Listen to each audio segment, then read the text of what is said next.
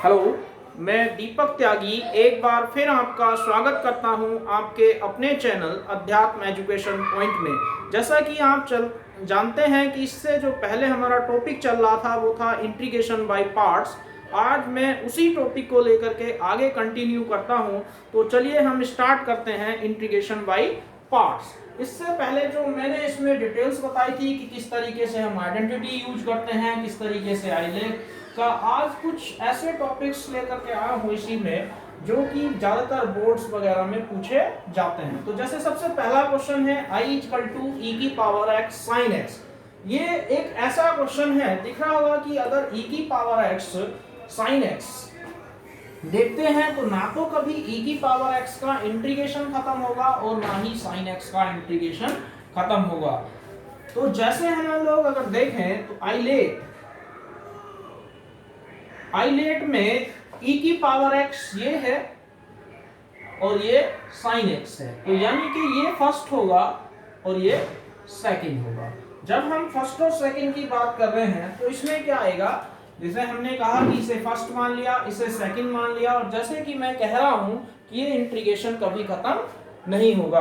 तो जैसे हमारे पास पहला इसमें स्टार्ट करते हैं तो i इक्वल टू क्या होगा, फर्स्ट फंक्शन सेकंड का इंटीग्रेशन माइनस फर्स्ट का डिफरेंशिएशन और सेकंड का इंटीग्रेशन, और जो भी आएगा उसका इंटीग्रेशन। तो ये हो जाएगा sin x e की power x minus sin x का डिफरेंशिएशन cos x और e की पावर x का इंटीग्रेशन e की पावर x। कितना आ गया, अब देखा होगा sin का cos हो गया और e की पावर x का जब आगे फिर से करेंगे तो cos का sin हो जाएगा e की। तो ऐसे जो क्वेश्चंस होते हैं e की power x sin x, e की पावर x cos x, इन्हें हम क्या करते हैं, तब तक करते रहते हैं जब तक कि ये क्वेश्चन रिपीट ना हो जाए। तो जैसे मान लो हमने इसे क्या करा, cos x e की पावर x से, तो अब यहाँ पे इसे फिर फर्स्ट मान लिया, इसे सेकंड मान लिया, तो यहाँ क्या आ जाएगा, जैसे आगे करेंगे तो sin x e की पावर x माइनस फिर से फर्स्ट फंक्शन सेकंड का इंटीग्रेशन माइनस फर्स्ट का डिफरेंशिएशन और सेकंड का इंटीग्रेशन, और जो भी आए उसका इंटीग्रेशन। चलिए, तो ये क्या आ जाएगा sin x, और यहाँ पे आ जाएगा हमारा कितना, e की power x minus cos x और e की पावर x का इंटीग्रेशन e की पावर x। जब यहाँ से देख रहे हैं तो माइनस माइनस प्लस, चलिए प्लस हो गया।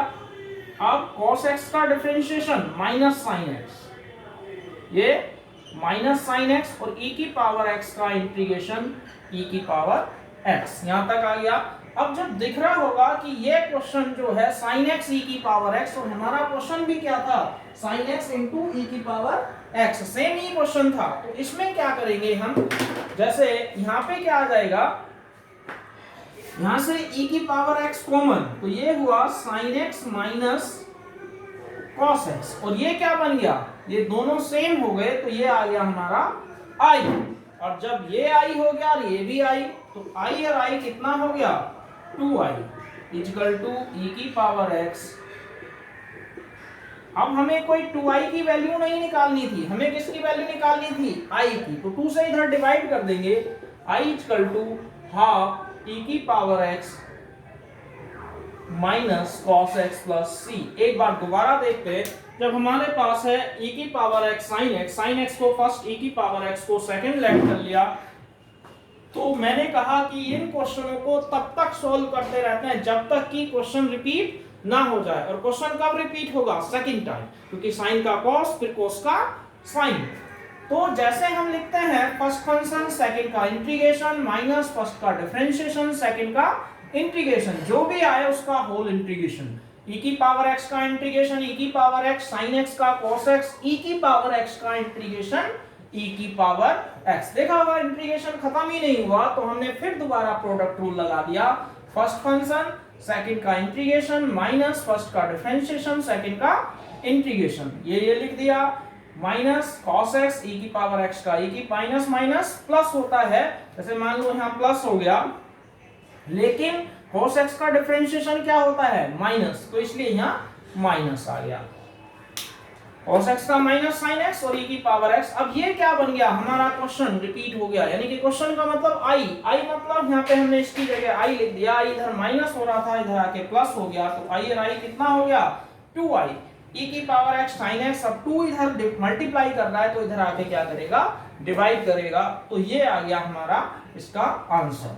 तो ये था कि जब sin x cos x, और इसी टाइप से अगर हम दूसरा क्वेश्चन देखें तो ऐसे भी कर सकते हैं, अगर यही क्वेश्चन ये होता e की पावर x cos x, तब भी सेम ऐसे ही रिपीट करते हैं, एक बार इसे करके देखेंगे दोबारा। चलिए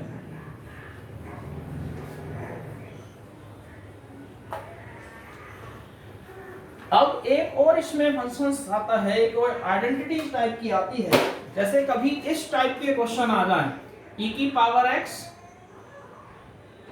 fx plus f dash x,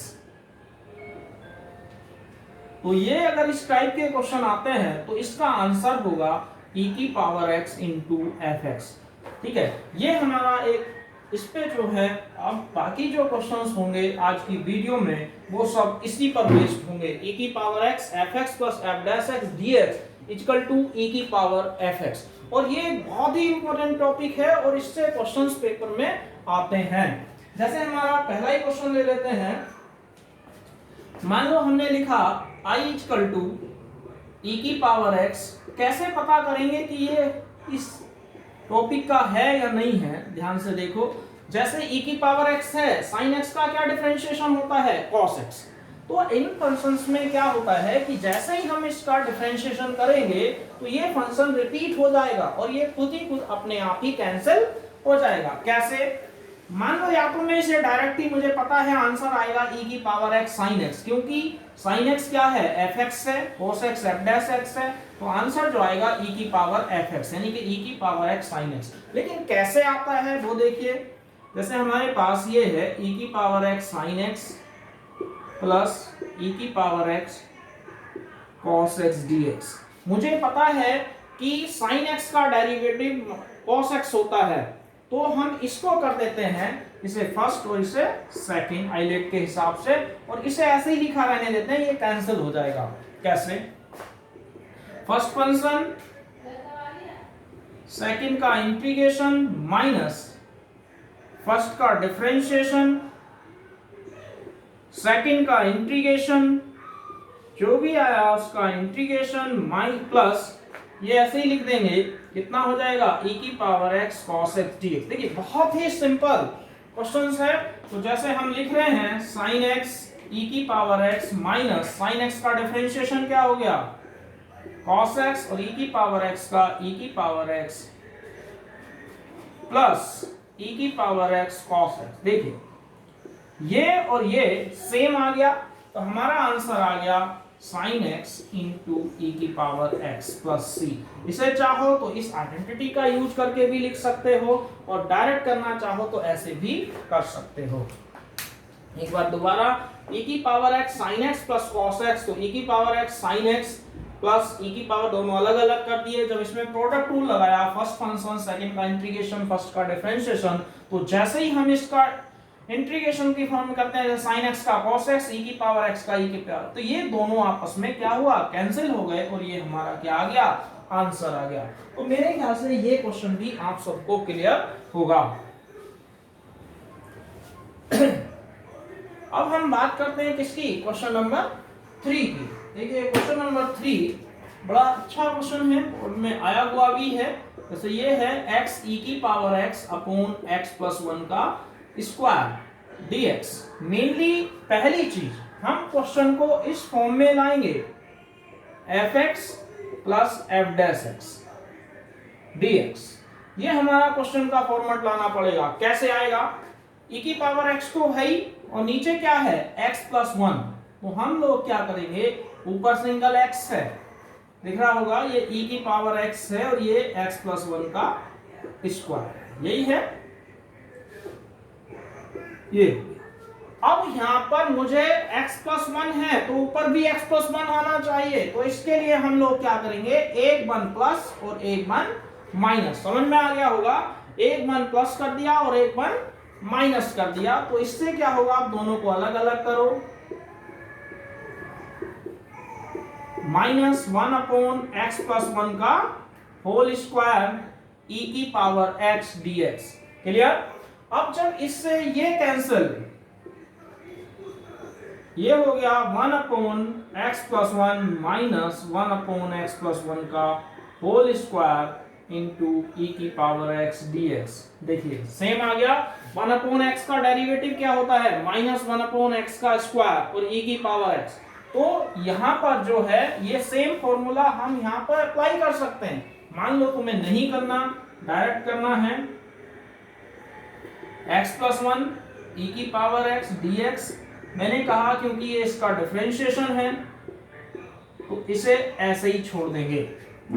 चलिए अब इसे फर्स्ट और इसे सेकंड, क्या हो जाएगा, i equal to first function second का इंटीग्रेशन माइनस फर्स्ट का डिफरेंशिएशन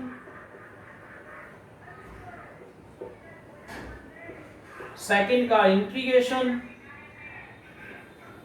और जो भी आए होल इंटीग्रेशन और माइनस 1 अपॉन एक्स प्लस 1 का होल स्क्वायर ई की पावर एक्स डीएक्स। चलिए देखिए अब जब यहाँ सोल्व करते हैं तो i इक्वल टू कितना होगा, 1 अपॉन एक्स प्लस 1 ई की पावर एक्स का ई की power x minus 1 upon x का डिफरेंशिएशन माइनस माइनस प्लस ये ई की पावर एक्स का इंटीग्रेशन ई की पावर एक्स माइनस, ऐसे ही लिख देंगे जैसे मैंने कहा, इससे ये कैंसिल, तो आंसर आ गया e की power x upon x plus 1। By chance अगर मान लो हम इसे इस तरीके से लिख देते हैं, ये देखिए ये हो गया है। पहले इसी को समझ लें कैसे किया, 1 प्लस कर दिया 1 माइनस, दोनों को x plus 1 upon x plus minus 1 upon x plus 1, 1 upon x plus 1 minus 1 upon x plus 1 का whole square, first function second का इंटीग्रेशन। मैंने क्या करा, ये फॉर्मूला ना लगा करके इसे डायरेक्ट किया है, फर्स्ट फंक्शन सेकंड का इंटीग्रेशन, फर्स्ट का डिफरेंशिएशन सेकंड का इंटीग्रेशन। जब हम इसे कर रहे हैं तो देखिए ये पहले में इसमें हमने आइडेंटिटी लगा दी, इसको ऐसे ही लिख दिया। तो ये फर्स्ट फंक्शन सेकंड का इंटीग्रेशन, फर्स्ट का डिफरेंशिएशन, सेकंड का इंटीग्रेशन डीएक्स, और इसका ये सेम ऐसी कॉपी कर दिया। तो 1 अपॉन एक्स का माइनस 1 अपॉन, बाहर पहले से ही माइनस है तो माइनस माइनस क्या हो गया प्लस, और ये 1 अपॉन एक्स प्लस 1 स्क्वायर ई की पावर एक्स से कैंसिल हो गया, तो आंसर आ गया। बाई चांस तुम चाहते हो कि हम डायरेक्ट आइडेंटिटी यूज करें तो कैसे करेंगे, ये लिख रहा है F X plus F dash X into E की पावर एक्स dx किसके इक्वल होता है, fx इंटू ई की पावर, ये आंसर है। fx क्या है, ये, और e की पावर x प्लस सी। तो अगर हम कैसे कर रहे हैं डायरेक्ट, तब इतना लिखेंगे इसके बाद, तो हम इस आंसर को इस तरीके से भी लिख सकते हैं, तब भी ये एकदम सही होगा। अगला क्वेश्चन देखते हैं, क्वेश्चन नंबर 4 क्या कहता है। क्वेश्चन नंबर 4 सेम इसी आइडेंटिटी से है। तो यहां पे क्या है, क्वेश्चन नंबर 4 में देखिए i इक्वल टू ई की power x cot x minus cosec square x dx ये है। तो यहां पे दिख रहा होगा ये, तो ये हमारा क्वेश्चन हो गया। अब दिख रहा है cot x का क्या डिफरेंशिएशन होता है, माइनस cosec स्क्वायर। दोनों को अलग अलग कर देते हैं, e की power x cot x minus e की पावर x ये। अब यहां जब देखेंगे तो इसे फर्स्ट लिखेंगे आइलेट के हिसाब से, और ये सेकंड होगा क्योंकि एक्सपोनेंशियल लास्ट होता है, उससे पहले t होता है, तो ये आ गया। इसे हम नहीं कचेड़ेंगे, ये ऐसे ही लिखा रहेगा और इसे हम आगे कंटिन्यू कर देंगे। तो क्या आएगा, फर्स्ट फंक्शन सेकंड का इंटीग्रेशन, फर्स्ट फंक्शन है cot x e की power x dx minus first का डिफरेंशिएशन और सेकंड का इंटीग्रेशन और जो भी आए उसका इंटीग्रेशन। इसे मैंने कहा ऐसे ही लिख देंगे,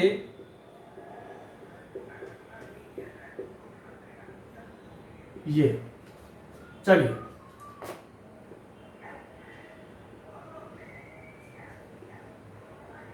माइनस cot x का differentiation minus cosec square x, minus पहले से ही है तो माइनस माइनस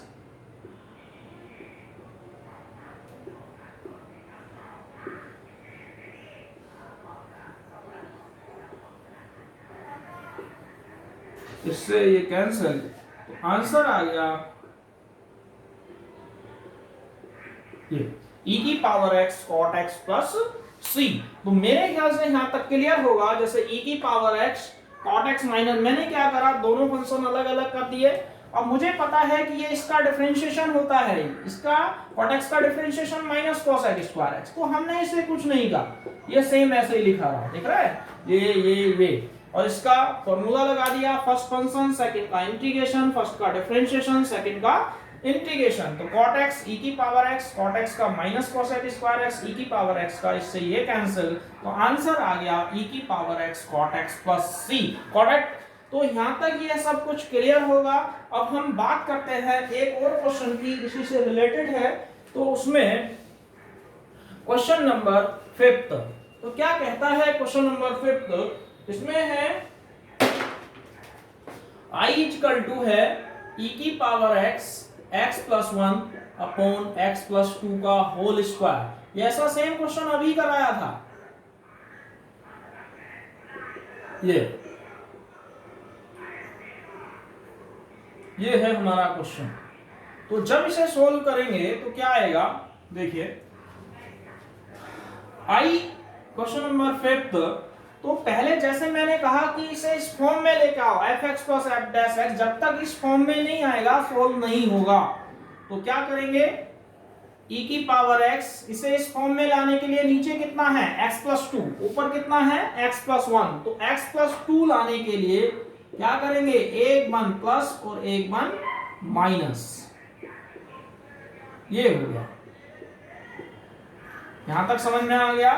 अब आगे चलते हैं, कितना हो जाएगा, e की power x x plus 2 minus 1 upon x plus 2 का होल स्क्वायर। अलग अलग कर देंगे, कितना आ जाएगा, e की पावर x x प्लस 2 का होल स्क्वायर माइनस 1 अपॉन, अब ये वही क्वेश्चन बन गया जो अभी किया था, इससे ये कैंसिल, तो यहां से आ जाएगा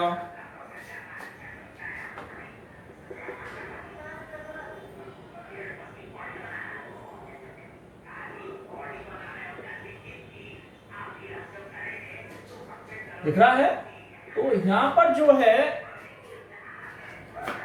सेम क्वेश्चन रिपीट हो गया, अभी जो किया था। तो 1 अपॉन एक्स का डिफरेंशिएशन क्या होता है, माइनस 1 अपॉन एक्स स्क्वायर।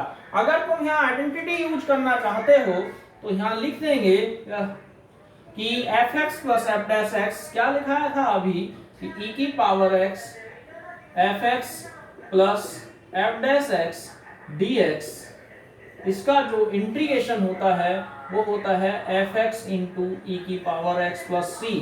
तो जो i इक्वल टू हो जाएगा, ये हमारी आइडेंटिटी है, तो यहाँ से i इक्वल टू, इसमें एफ एक्स, ये एफ एक्स है और ये वाला जो है वो एफ डैश एक्स है, तो 1 अपॉन एक्स प्लस 2 और प्लस सी।